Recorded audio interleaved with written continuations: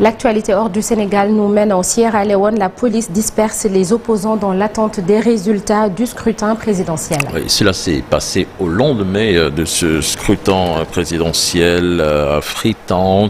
Le principal adversaire du président sortant, Julius Maada Bio, l'opposant Samura Kamara, soutient que des balles réelles ont visé le siège de son parti dans la capitale sierra-léonaise. Au Kenya, 5 civils tués, certains décapités dans une attaque Shebab. Cela s'est passé dans l'est du pays. L'attaque a été menée samedi dans les villages de Joudi et Salama, selon une source policière.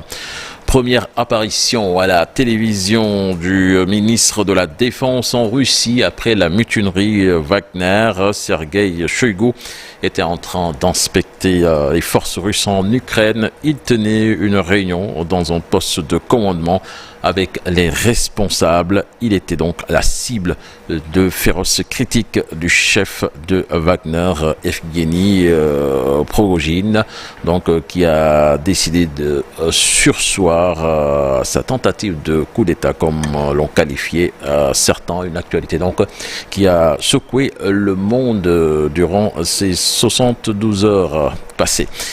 Accident du submersible près du Titanic. Les États-Unis ouvrent à leur tour une enquête. L'objectif est d'améliorer la sécurité du secteur maritime et, si besoin, émettre un avis au sujet d'éventuelles poursuites judiciaires. Rappelons que 5 personnes ont été tuées dans l'implosion de l'engin.